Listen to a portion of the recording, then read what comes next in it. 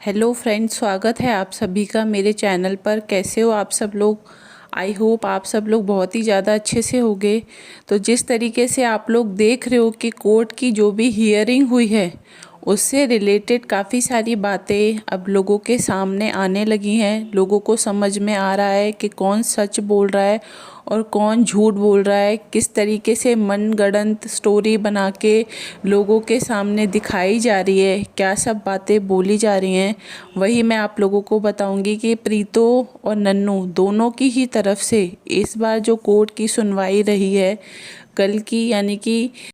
दोनों ने ही अपनी तरफ से काफ़ी सारी बातें रखने की कोशिश की हैं, लेकिन जो सच बात है वो दोनों में से किसी ने भी नहीं बताई है। तो जो हुआ है कल, क्या हुआ है क्या नहीं हुआ और कौन कोर्ट गया कौन नहीं गया, सारी चीज़ें अब हम लोगों के सामने पूरे तरीके से आ गई हैं। तो बहुत ज़्यादा इम्पोर्टेंट है कि ये बातें आप लोगों तक भी पहुँचे, ताकि आप लोग भी समझ पाओ इनकी बातों को और इनकी बातों में आप लोग फिर से ना फंस जाओ। क्योंकि सिंपैथी कार्ड हमेशा से खेला इन लोगों ने, किस तरीके से आप लोगों को अपनी बातों में बहकाना है, अपनी बातों में लेकर आना है, ये बहुत एक्सपर्ट है। तो आप लोग थोड़ा सा वीडियो अगर इन लोगों की देखते हो तो थोड़ा सा सोच समझ के देखो। ये बात मैंने आप लोगों को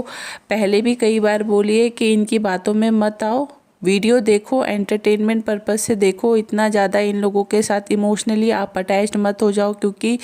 पहले भी इन लोगों ने इस तरीके की काफ़ी सारी बातें कर रखी हैं जिसकी वजह से कई लोगों की लाइफ पे बहुत ज़्यादा इफ़ेक्ट भी पड़ा है। आप लोगों को याद होगा कि जब इन लोगों ने अपनी दोनों ही ने, यानी कि नन्नू और प्रीतो दोनों ने जब अपने अपने साइड रखे थे लोगों के सामने, तब इन्होंने जिस तरीके की स्टोरी लोगों के सामने रखी थी और कई बार तो इन लोगों ने रोते हुए भी लोगों को दिखाया था, तो लोगों काफ़ी ज़्यादा उस टाइम पर इमोशनल हो गए थे और लोगों को ये लगता था कि पता नहीं कौन सही है कौन गलत है। तो लोगों के माइंड पे भी इन चीज़ों का काफ़ी ज़्यादा इफ़ेक्ट होता है। तो बेहतर यही होगा आप लोगों के लिए कि आप इन लोगों की चीज़ों को इतना ज़्यादा सीरियस मत लो।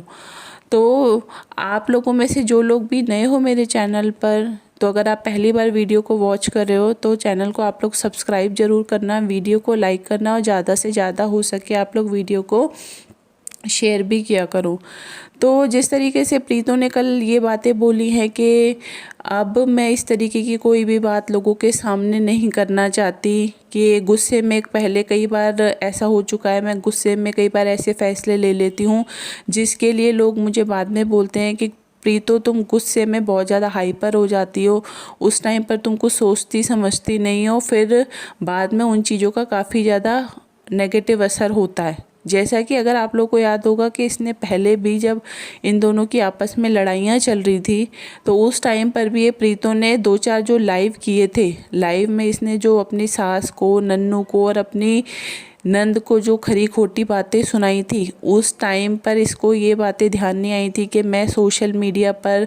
लोगों के सामने इस तरीके की बातें कर रही हूँ, घर की बातें लोगों के सामने लेकर आ रही हूँ तो बातें तो बढ़ेंगी। शुरुआत इसी की तरफ से हुई थी। अब ये लोगों को ज्ञान बांटती फिरती हुई हम लोगों को नज़र आ रही है कि अब मुझे लाइफ में बहुत सारी चीज़ें समझ में आ गई हैं। और जब कोर्ट की हियरिंग होती है तो उससे 1-2 दिन पहले ही मैं काफ़ी ज़्यादा नर्वस हो जाती हूँ, मुझे टेंशन हो जाती है कि पता नहीं क्या होगा क्या नहीं होगा। ठीक है, वो एक नॉर्मल सी बात है, अगर इस तरीके की कोई भी चीज़ होती है तो हर इंसान को थोड़ी बहुत टेंशन हो जाती है, वो बात मैं मानती हूँ। बट लेकिन जो इंसान सच्चा होता है, जिसको पता है कि मैं कोई झूठ नहीं बोल रहा हूँ, जो भी चीज़ें चल रही हैं उसमें मैंने जो बातें बताई हैं वो पूरे तरीके सच है, तो ऐसा जो इंसान होता है उसको इतना ज़्यादा डर नहीं लगता। लेकिन प्रीतो बोल रही है कि वो 1-2 दिन पहले से ही बहुत ज़्यादा नर्वस हो जाती है, उसको घबराहट होने लगती है, उसको लगता है कि पता नहीं अब क्या होगा क्या नहीं होगा। तो अगर तुम सच्ची हो, तुम्हें लगता है कि तुमने जो पॉइंट लिखवाए हैं वहाँ पर जो चीज़ें लीगल है, अगर तुम उन सब चीज़ों पे अपने आप को सही साबित कर पाती हो आगे चल के, तो तुम्हें टेंशन लेने की कोई ज़रूरत ही नहीं है। क्योंकि डरता तो वो है जो गलती करता है, जिसको लगता है कि हाँ मैं गलत हो सकता हूँ। क्योंकि कुछ बातें ऐसी हैं जिनके बारे में इसको भी पता है कि हाँ ये कुछ पॉइंट्स पे गलत है और वो चीज़ें आने वाले टाइम में सामने धीरे धीरे करके आने भी लगी हैं, क्योंकि जिस तरीके से ये अपनी एक बेचारी वाली इमेज वहाँ पे जाके सेट करने की कोशिश करती है, तो इसकी इमेज अगर एक्चुअल में देखी जाए तो कोई बेचारी वाली नहीं है। तो काफ़ी सारी चीज़ें अब सामने आनी बाकी है। वहीं बात नन्नू की करें तो नन्नू ने भी कल अपनी तरफ से जो पॉइंट्स रखे हैं तो उसने यही बोला है कि मैंने जो चीज़ें एक्सपेक्ट की थी, जिन चीज़ों की मुझे उम्मीद थी, तो वो चीज़ें अभी नहीं हो पा रही हैं। अब वो चीज़ें क्या हैं खुलकर उसने भी नहीं बताया है, क्योंकि उसका कहना भी यही है कि जो हमारे एडवोकेट हैं उन्होंने सारी बातें हम लोगों को बताने के लिए मना की हैं। अब एडवोकेट जो होते हैं वो आप लोग भी समझ सकते हो कि उनको हर महीने या जब भी कोर्ट की हियरिंग होती है, जो भी केस चलते हैं, तो इनके लिए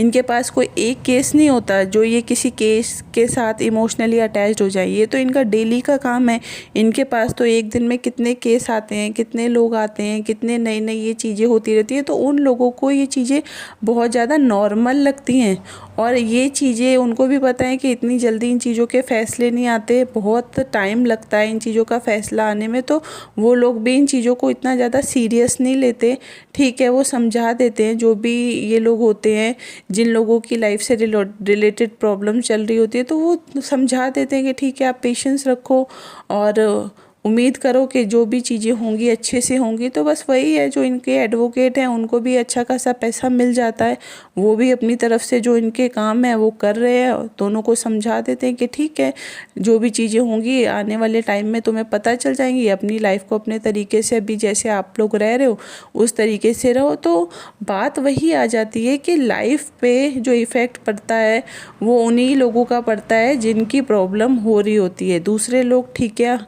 जिनकी परेशानियां होती हैं वो सुन लेते हैं, बट